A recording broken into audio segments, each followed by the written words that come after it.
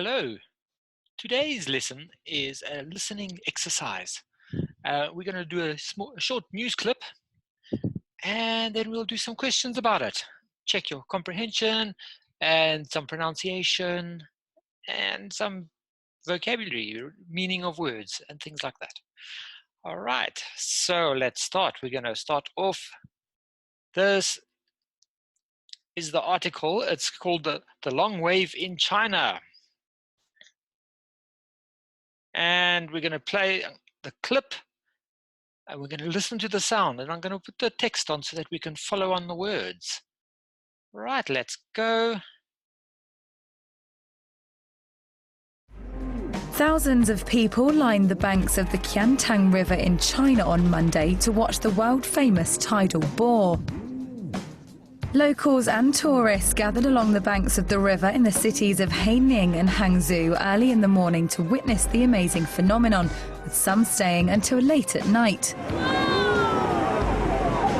Coinciding with China's traditional Mid-Autumn Festival, the one-line tide, which is a special form of tidal bore that rolls forward at the same speed to form a straight line, travelled up the river. The phenomenon usually starts at the beginning of the 8th lunar month and reaches its peak on the 18th day, 3 days after the Mid-Autumn Festival.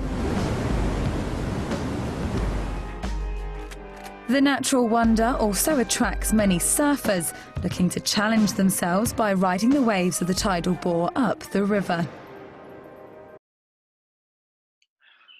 Okay, so there we go. That was quite interesting about a tidal bore in China. So let's have a look at some difficult words. Okay, so we've listened to the audio. We are going to do some exercises. Can we match the words on the left with the definitions on the right? Let's see, tide. Tide. That's right. Tide is the rising and the falling of the sea. Okay, and that's because of the moon's gravity, the moon's gravitational pull. Bore. A bore is a wave caused by the meeting of two tides. Now, a kind of word like bore isn't a word that you hear every day. So if you don't know what something like that means, it's fine. There's nothing wrong with that. But we can gather the meaning from the article. Phenomenon. See, phenomenon is something that happens in nature, usually something pretty spectacular that happens in nature. Bank, not the one where you keep your money. A bank is the land alongside a river or a lake. Okay. Last one, a body of water. A body of water. Okay, well, in this case, it's a large amount or a collection of something. In this case, a large amount of water. Okay, so what kind of bodies of water can you think of? Right, we could say a lake, of course, or a pond, or a river, even a sea. The oceans are the biggest bodies of water. Okay, well, let's have a look at this. Can you find the mistakes in here? Let's see. How many water do we need for this recipe? What's wrong with that sentence? That's right. How much water do we need for this recipe? Okay, this waters are dangerous. There's two different ways that we could say that. I think the most correct would be to say these waters are dangerous, because this is singular and waters is plural. So the easiest would be to say these waters are dangerous.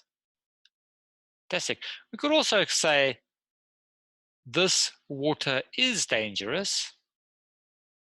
That would work too. That would be correct. Blood is heavier than water. Well, that is an English saying. And it is, blood is thicker than water, is what the saying says. And do you know what that means? Blood is thicker than water. Okay, well, basically it means that when people who are family are more important to each other than people who aren't family, because you're blood relatives.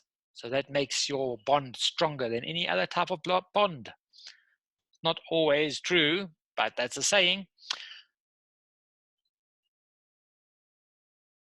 Would you like a piece of watermelon?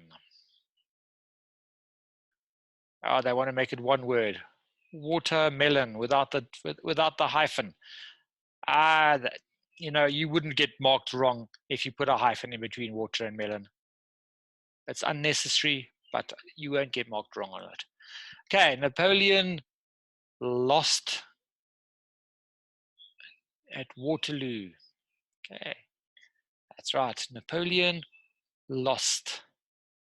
L-O-S-T. Lost. Not, how do they spell it? Losed. Okay, we're going to stop there. The rest of the lesson is conversation practice. So if you want to practice your conversation skills, then you had best book a lesson with me. All right. Thank you. Bye-bye.